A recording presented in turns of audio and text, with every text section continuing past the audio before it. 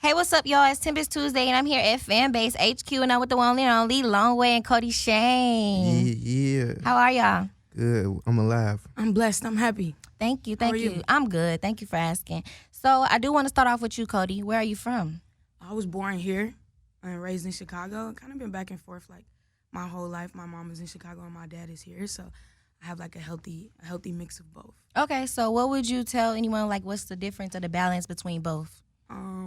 I was saying this yesterday. I feel like Atlanta doesn't really have like slow down time. Chicago, the winters get really brutal, so it's like time for everybody to just kind of slow down and like relax and chill a little bit. Okay. In Atlanta, I feel like it's constant, like just go. Going. Yeah, I understand.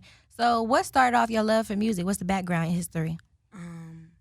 Man, I kind of feel like I was born into music. My sister was in a group called Black when I was a lot younger, and they toured around the world, and I feel like that kind of just always made me want to do it, like subconsciously. I kind of always knew I'd be entertaining in a way, and then coming to Atlanta and like kind of growing up in the culture, my brother Matty just introduced me to music in the best way, and I fell in love, and it's been the love of my life ever since. That's amazing. So I do remember back in around the 2016 era, the song called "Sad" was your breakout song, and you was definitely a part of that SoundCloud era, which is amazing because I love that time. Shout out to SoundCloud. Yeah. So you was 2016, around man. the Lil Uzi, Lil Yachty, everybody era. So what could you say, being that you were so young and then the only female running that lane? What was the experience like? The experience, that was a good question. I mean, I could answer this question all day about what the experience was like to me, but We was just talking about this yesterday. yeah, I think I was just super young, like growing up, so I feel like a lot of times I doubted myself, and I doubted like what I was really capable of, and I kind of doubted like how I inspired so many people, even people that are older than me. Right. You know what I mean? And so I just feel like it was a crazy time, but a beautiful experience nonetheless.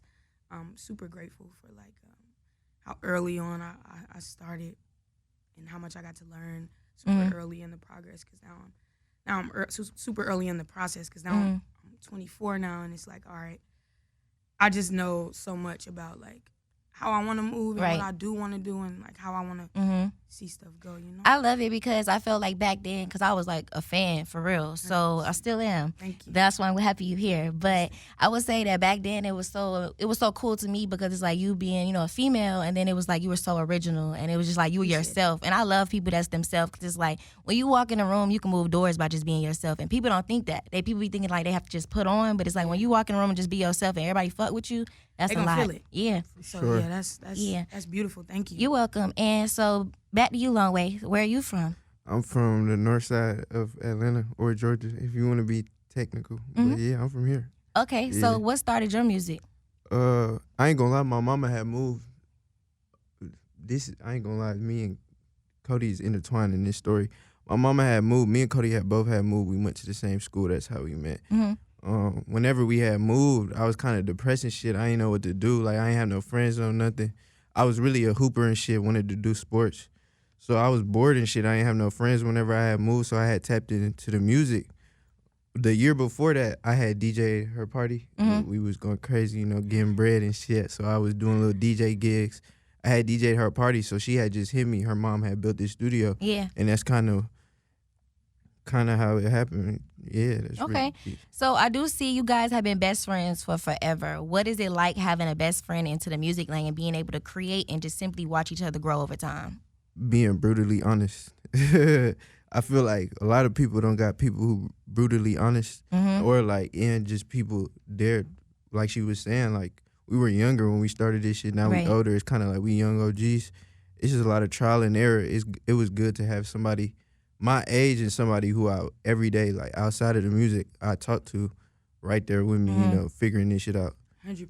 That's what's up. Okay, so Kodie, I do want to touch bases on this, and we also do want to send our condolences for Matty P. We know he meant a lot to you in other ways than just a manager. Can you tell us what exactly he meant to you? Thank you. Y'all on y'all shit. It means a lot.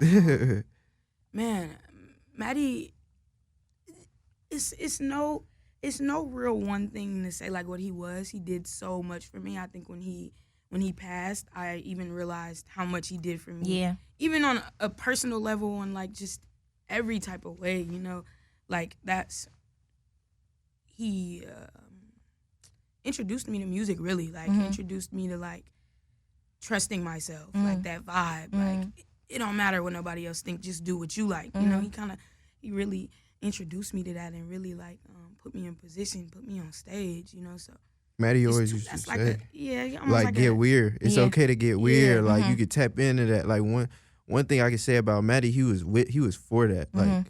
Like my whole first time really locking in, it was with him. Like by myself in the studio, not at the crib recording myself. It was with Matty. He did my whole first shit. So we would talk every day. He was like, bro, you can do that shit. You know that, right? Like you don't gotta.